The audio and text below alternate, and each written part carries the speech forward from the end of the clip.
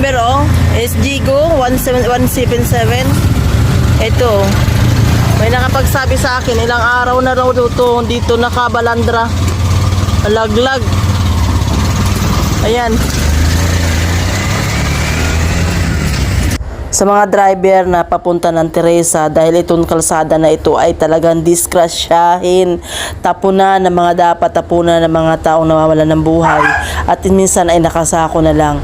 Ingat talaga kayo sa daan na ito. Ito, papakita ko talaga sa inyo kung gaano ito katindi. Ito yung dating The Road na pinalabas noon sa sinihan.